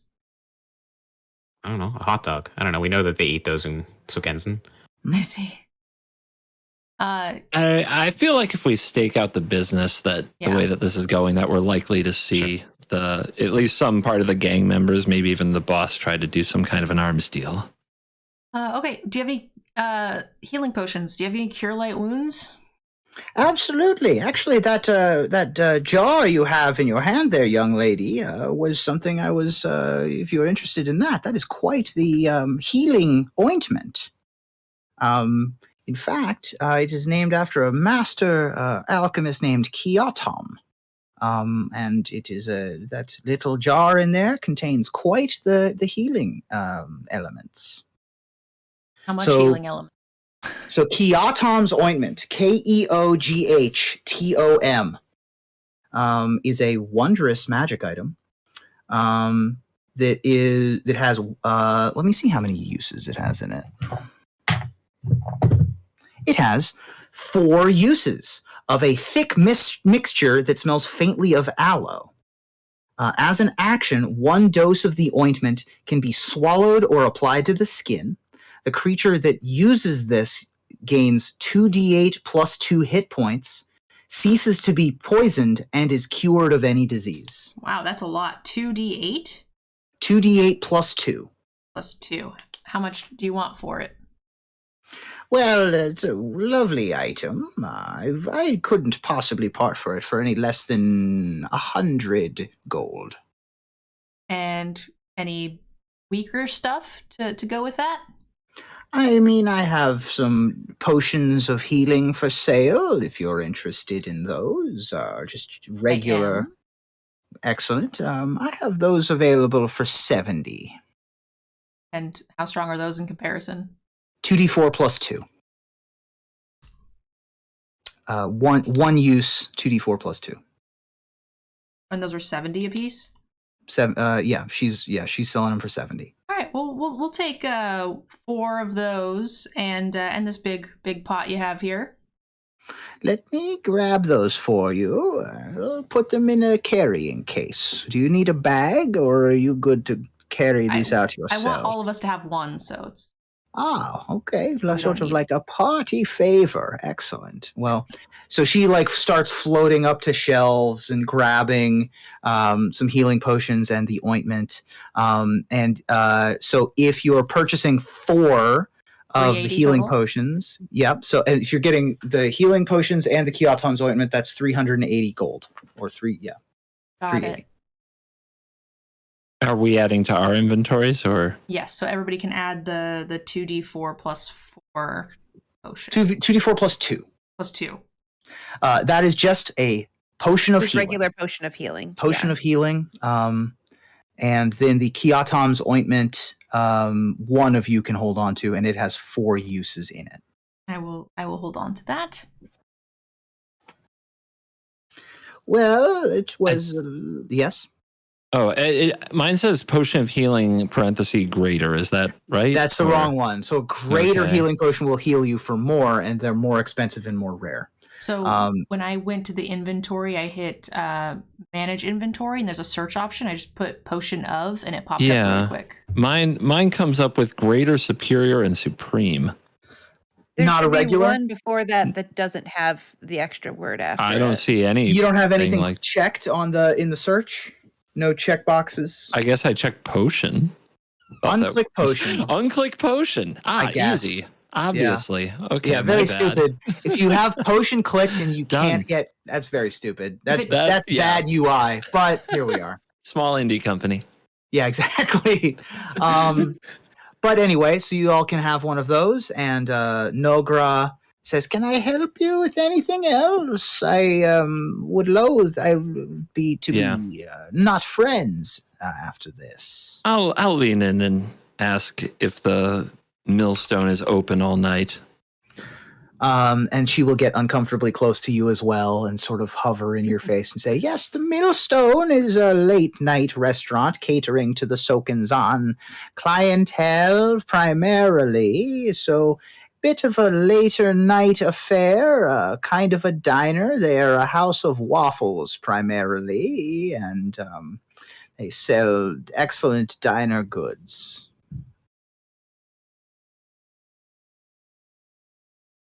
All right. All right. So as we're going out, I want to also hand them money. I'm going to hand them each 150 pieces. Cool. So each of you can have that. So we each get 150 plus whatever's in our pocket. Mm-hmm. Yeah.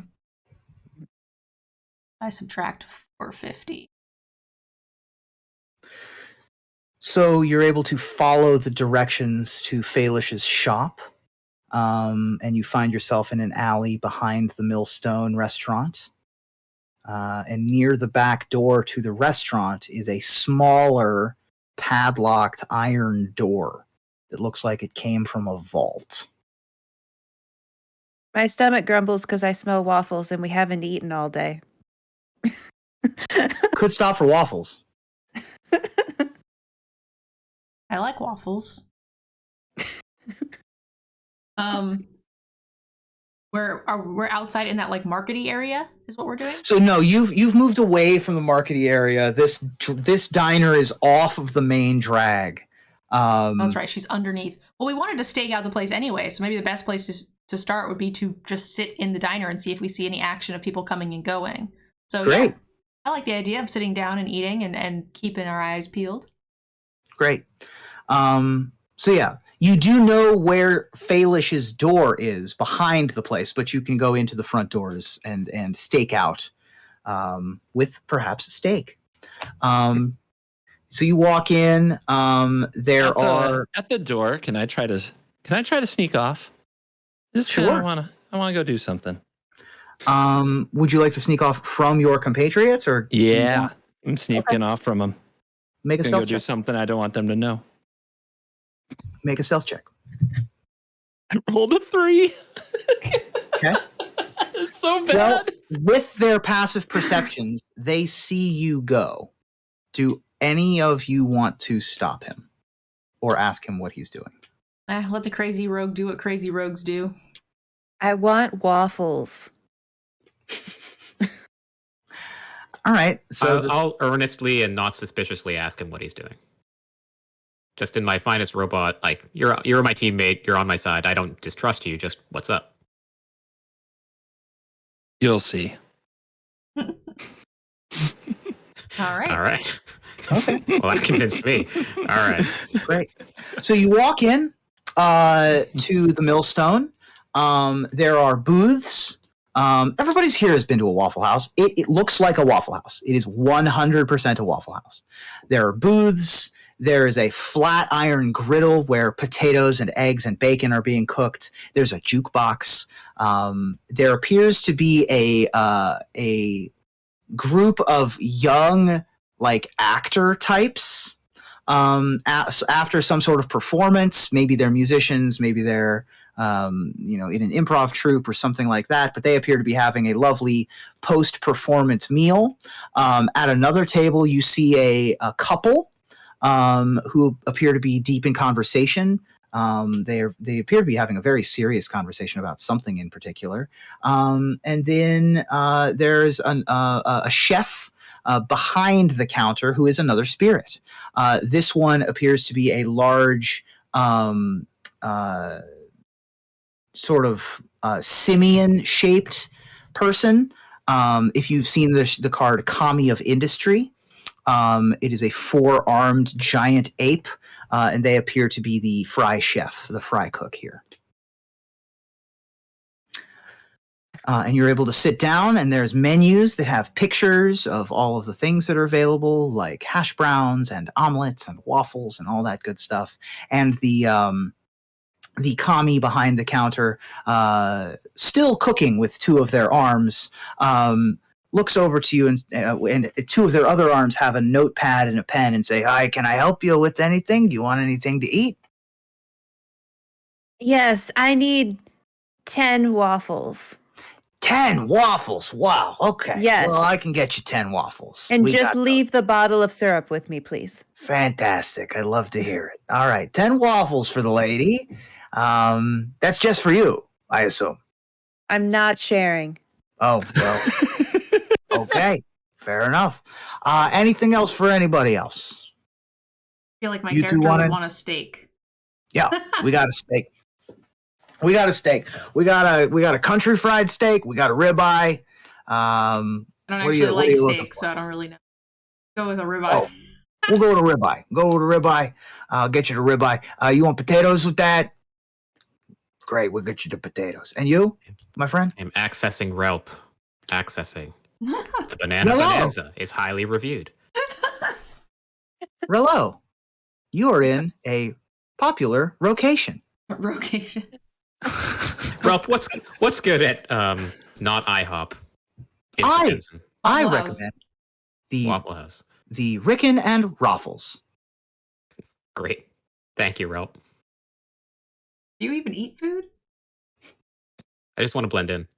I see. Did I'll you help. say you wanted Rickon and Raffles? Or were I'll those take the words? The Rickon? We have chicken. I suppose that will do. Chicken and waffles, I think is what you want. Okay, we'll do that. Do you want like a whole chicken with your 10 waffles? That seems appropriate. Yes. Great. Yes, Whole chicken. yes, he does. Let me get this order down right. We want 1 ribeye steak. Oh my god. We want 10 waffles and a whole chicken. Mhm. I And a love bottle of it. syrup. Great. And a full bottle of syrup. That's right. I will write that down. And any drinks? You want coffee? You want juice? You want water? Motor oil? Please. Water and You- coffee. Do you have a preference of 10W or 5W? 40? Highest octane motor fuel. Gotcha, Yeah. gotcha. We'll make sure your engine runs smooth. What was the last thing you wanted there? This waiter role play is fun for me. Yeah, did you want anything else? We good? All right, we're good. All right, I'll get that cooked up fresh for you right now. And he turns back to the stove. Meanwhile, the rogue is off doing something roguish. Yeah, I'm headed back to the sewer grate to find our friend Benji. Oh, okay.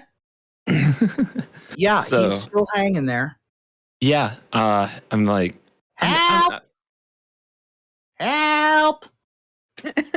I'm going to reach into my pile of extras with the snacks I snatched from the Wanderer's office. I'm sure he's hungry. Gonna put some snacks in his pocket. I'm gonna say, the millstone. Tell your boss to send them all. And I'm gonna cut him loose. Ooh. He looks at you and says, "Hey, you're all right. All right. Nice. Okay. Let's do some trouble." And like climbs down the ladder and into the darkness. I'm back. I'm headed back to find the others again. Great. While you're here staking the place out, sometimes literally, sometimes figuratively, go ahead and make perception checks, the 3 of you. And then, or actually, no, the 3 of you who are in the millstone make investigation checks. And then on your way back from Benji, make a perception check. I got a 20 with my bonus. At a 20. Great. What did I get, Earl? +4 for me. Who got an 11? I got a 10, 12 total. Okay. On your way back, you don't catch any specific telltale signs of anything nefarious happening. With your 20s and your high teens, you can pretty easily discern a number of things. One is this couple is in the middle of a very awkward breakup conversation. It's not great. I mean, they had a bad night. They are not, one of the partners just doesn't see a future happening here. It's like, I'm technology and you're tradition, and I'm not sure that we can live in both places. It's not, I mean, it is you, but it's also me, like they're having this messy kind of breakup. In addition, you can tell that we are deep, deep, deep in Okiba gang territory.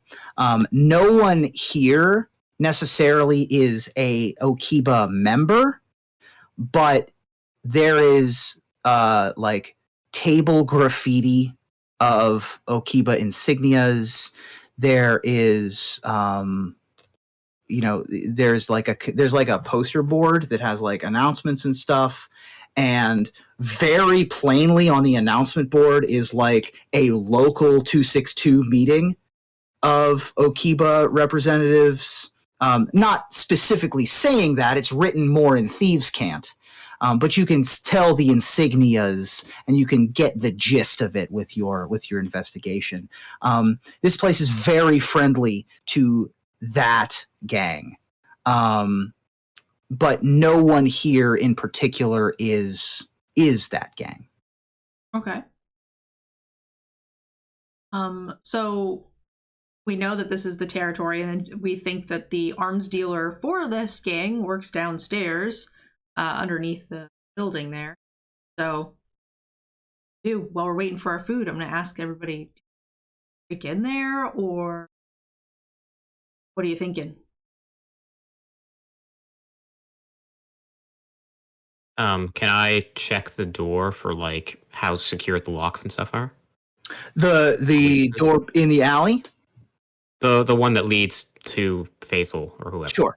Yeah. Go, we'll say that you saw that before you guys walk in. Go ahead and make a, this would be intelligence. So make an intelligence investigation check. Okay, so +4 to whatever I roll. 15. 15 plus 5, No, 19. No. Oh, just 15 straight? Wait, 15 with his bonus. Got it. So with a 15, I'm going to make you make a second check. This one's going to be Arcana. And you rolled a 1. Okay. +4. So yeah. With your 19, you can tell that it is well locked. It is a padlocked iron door that looks like it came from a vault. It's very heavy duty. And that is what you get. Okay.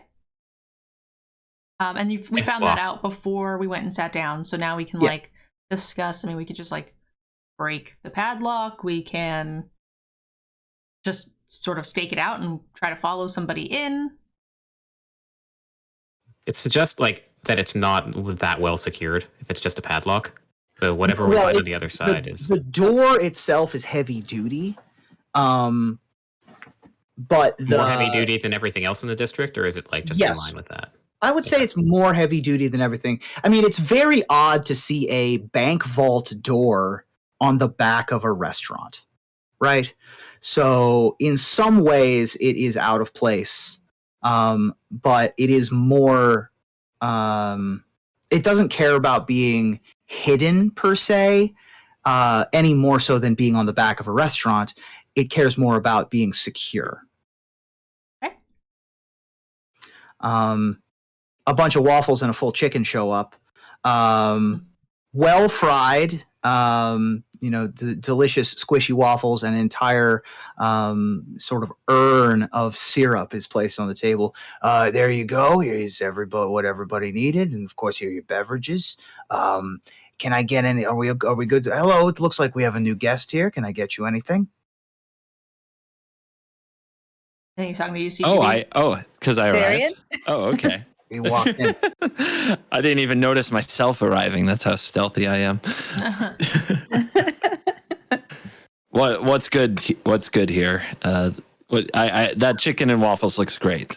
We'll just order. Yeah, we'll have another order of the chicken. And Wait, okay. So you want another 10 waffles and whole chicken? No. Oh, That's insane. I still have to be able to like run after this. This would put you to sleep quick for sure. Yeah, we don't need that. Yeah. So one order of chicken and waffles. All right. Yeah. I'll get that up for you. Normal human amounts of food. Thank you. Gotcha. Of course. All right. Anytime. While you're doing that, I'm gonna get up table and go to the alley and hang out there for a little bit while you. Okay. What would you like to do in the alley? Well, we're just where the door is. Just hang out by the door? Mm-hmm. Sure. Make a perception check. Nothing at all. Another one. Okay. You perceive the information that you already have. Yes. You don't. Yeah. There you go. But you're back there just in case anybody shows up or tries to leave. Yes. You do not hear any noise specifically from behind the door. Okay. I'm finishing off my waffles and I've moved on to grooming. Excellent. It appears as if the couple, one of the partners is storming out of the restaurant, and the other partner remains there and finishes paying up the bill and heads on out as a little bit later. They are headed in different directions, it seems. The drunk kids are still having a carousing time. They see that you've ordered 10 waffles and a whole chicken and have also decided that looks good. So they've ordered that. Yeah. So are we going to try to break in, or are we still waiting for someone to show up? I think that you should probably get to work. I have a suspicion that in a few hours this place is going to get very busy. I'm not there, so Wonder why you think that. Just a suspicion I have. I always work better in chaos, but we better get to work. Besides, if something were to happen, then our opponents might get very distracted. Should I try to hack my way into the door? Is there a technology component to the door? Sure. It's Kamigawa. There's got to be. Vault. Yeah, it's a vault. It's a vault door. You can try to hack your way in for sure. Okay. Yeah. Let's do Okay. that. So shall we head out to the door? Great. Is it going to be really obvious if all of us go over there? I don't know how public the door is to the view of the to the diner. It's not. The restaurant is well off of the main road, and it's behind the restaurant. There are no prying eyes back here that you. Then we can all aware go. of. All right.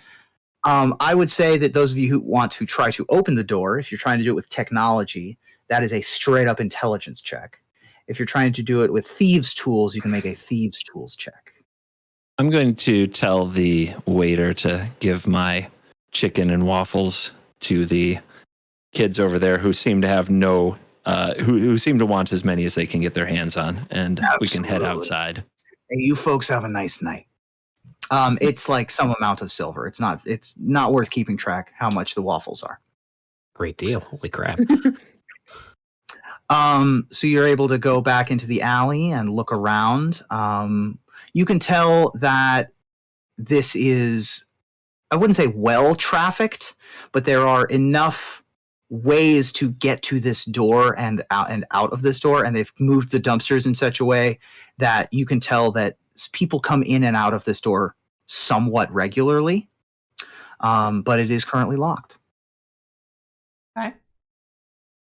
So I'll try to hack my way in unless one of you guys wants to do a thieves' tools check.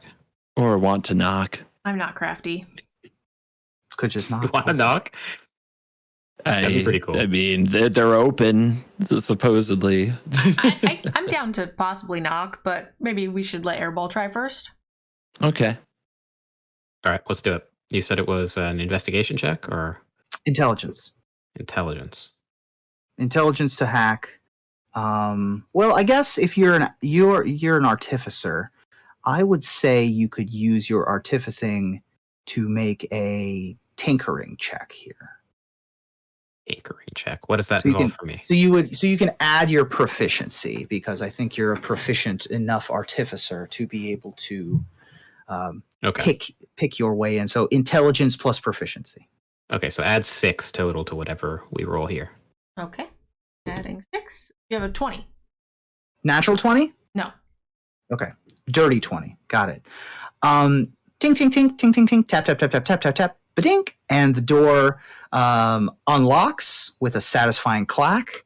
The door is unlocked. It is quite heavy. So I need somebody to try to pull the door open. I think that's me. Go ahead and do it at advantage because you have your friends helping you. I have +2 to strength. I'm guessing is what it is. Sure. Another one. 3 out of 4 ones. Okay. And then advantage will be a 19. Okay. Good enough. So you're able to open that vault door and force it open. Once it's open, beyond it, you can see a narrow staircase that leads about 20 feet down to a green-tinged copper door that has a closed sliding peephole in the center of it. Okay.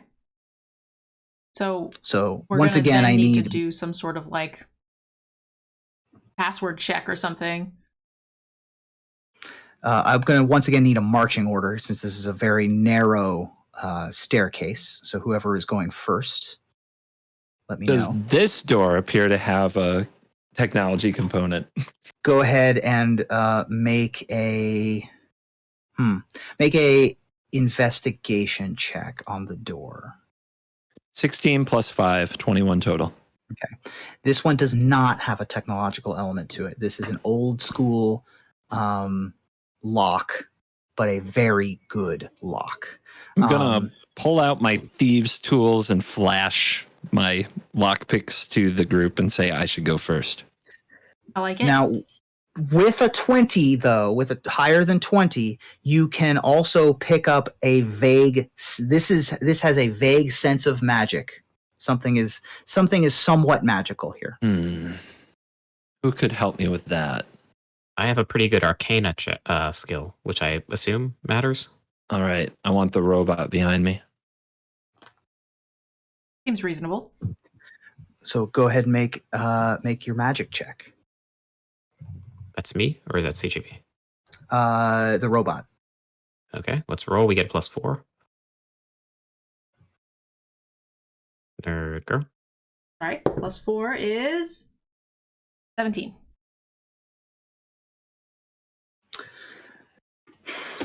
You get a faint sense of enchantment magic, and abjuration magic. What that says to you with a 17, you think that the door is magically trapped. That's the abjuration magic. The effect of the trap is enchantment. So rather than being like a fireball, right, or rather than being some spikes, the effect of the trap is from the enchantment school of magic. And that's what you get with your roll.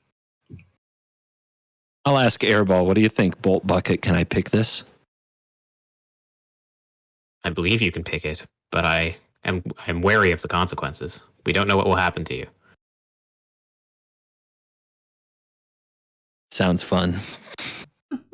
Okay. Go ahead and make your thieves tools check if you're doing that, or if you're telling me something else. It looks like the lock can be picked. It also looks like the door could be shoved. Like there is no mechanical component to this door. It's just a really strong door. So you think you could bust through. I like stealthy stuff though. Jen, if I pick it and anything bad happens, just go busting through. Okay.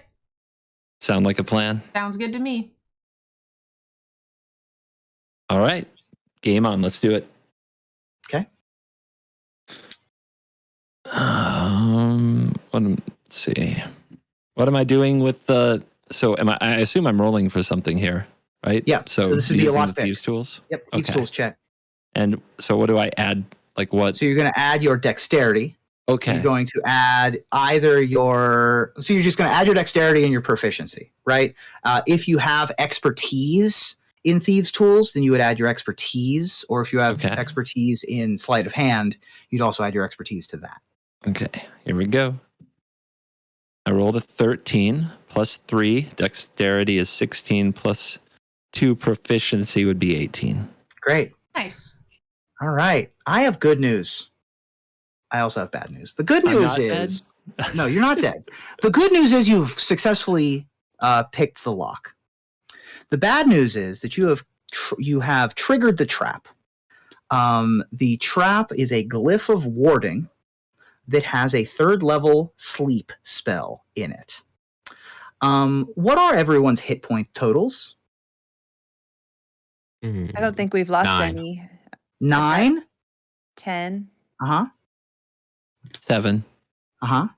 I don't really see where it is. I see my armor class.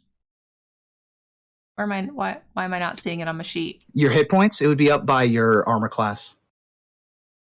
You may need to make the window wider, Nerdgirl. Aha. That's why. Okay. There it is. Mine is 12. Okay.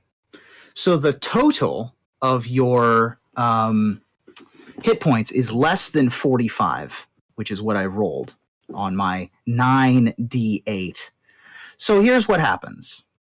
I am putting to sleep a total number of hit points of creatures in the affected area.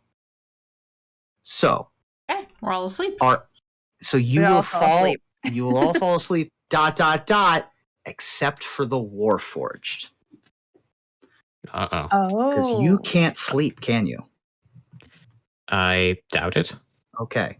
So you see your compatriots fall unconscious onto the ground in a slumber. But the door is unlocked now. Okay. What would you like to do? It takes an action to wake someone up, or you can Well, press forward. well, you're the DM, but that seems like a good place to leave it for me, actually. That's a good cliffhanger, and we're All right. about at time, right? Actually, Sounds you called good. it. That last 20 minutes went by much, much faster. We are at 2 hours and 5 minutes. So that is Perfect. actually the perfect I love stopping it. point. So when we pick up next time, the 3 of you are napping on the floor outside of Faelish's place of business, and Airball has an interesting decision to make, because if someone's inside, they know that you're there. All right, guys.